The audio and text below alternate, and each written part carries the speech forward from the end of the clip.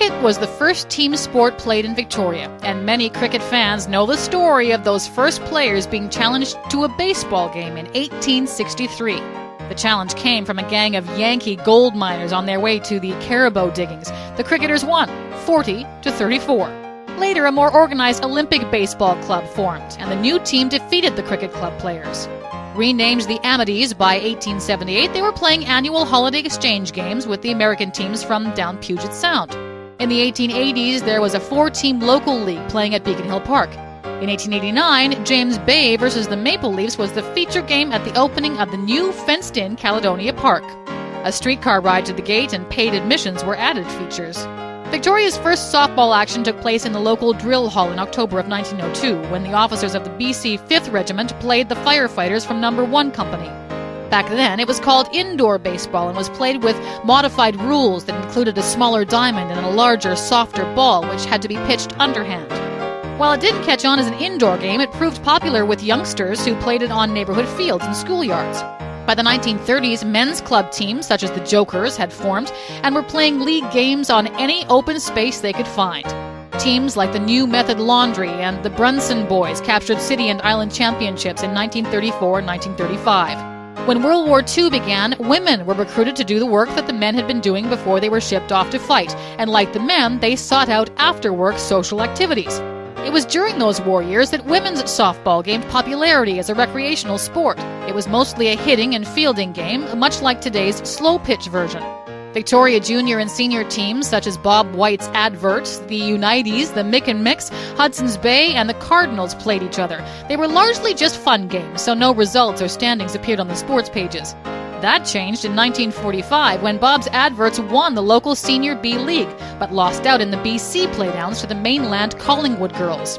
Mainland teams largely dominated into the 50s, but in 1955, the Wally Yeamans managed Eaglets finally won a BC Senior B championship.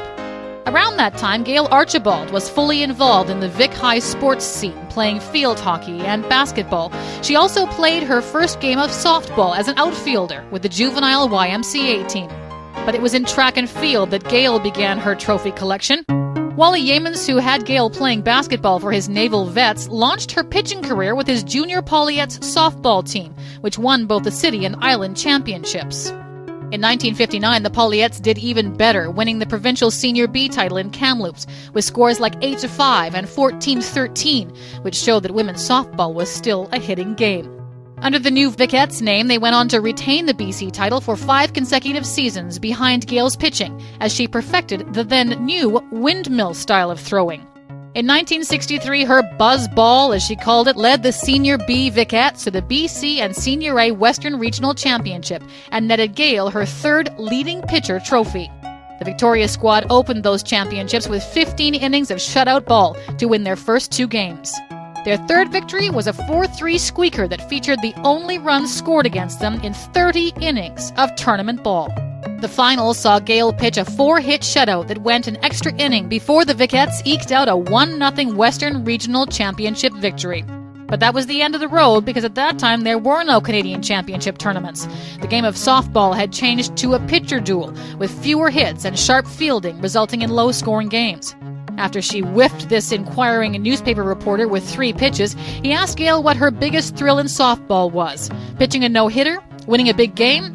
No, she replied. It's great to pitch a perfect game, but if I can also get a base hit, that's a thrill for me because my hitting's not so good. And when questioned about the secret to her success, she corrected him. Our team's success, she said. The next season, the girls stepped up to the Senior A ranks and again claimed those same 2 titles. Gail and 4 other Vicettes teammates were named to a BC All-Star squad that took on the defending U.S. and world champion Ray Bestis team in Vancouver. The Victoria girls later defeated Port Angeles, who then picked up Gail, catcher Joe Spite, and Nina Moody for a tournament in Portland, where they faced the new reigning U.S. champions, the Irv Linds. In 1965, the Victoria girls reached the Canadian Northwest Tournament Finals by downing Calgary. Although Gail's pitching arm didn't make it through all 3 games, she still won the top pitcher trophy. The team went on that year to win its 8th BC championship in a row, with Gail winning 3 straight games in the finals. That put them into the first ever Canadian Championships, which were held in Winnipeg. They finished 2nd, but Gail collected yet another top pitcher award.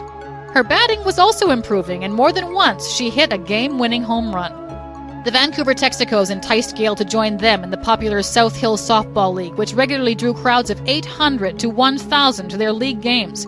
She helped the Texacos win 3 Provincial A titles, and after racking up 65 strikeouts in 1967, they crowned her the Strikeout Queen. Gail played in 3 more Canadian championships in Toronto, Vancouver, and Fort Erie, and while her teams failed to win the title, she did come home with another Top Pitcher Award in 1968. Gail finished her softball career playing with the Vancouver Eldorados. That was the team that represented BC in the first ever Canadian Summer Games held in Halifax, where they won bronze.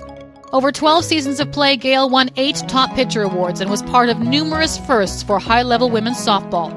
The quality of her pitching showed that women had a lot to contribute to the game and helped inaugurate the Canadian Women's Softball Championships. We're proud to recognize that legacy as we induct into the Greater Victoria Sports Hall of Fame Victoria's strikeout queen, Gail Archibald.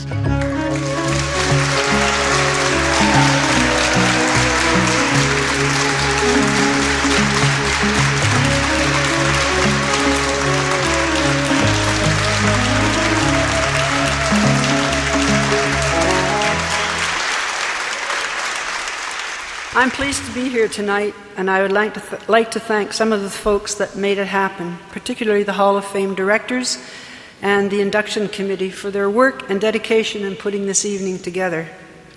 Thanks also to the sponsors of the event, especially my table sponsor, Howland Grimlich Wealth Management Company, and my family and friends, who are also here.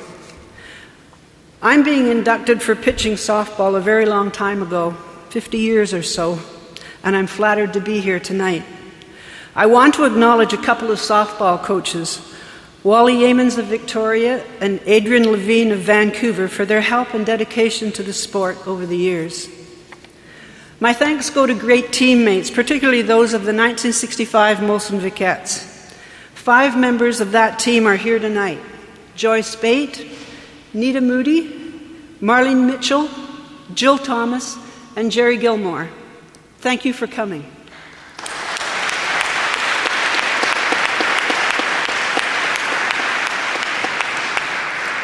Other members of the team that couldn't be here: Edie Cockle, Wendy Bentley, Marion Alexander, Carol Newcomb, and Sharon Jones. Softball gave me good friends and good times, especially the ball trips. I loved pitching softball, every minute of it. Tonight's honor is icing on the cake. Thank you again.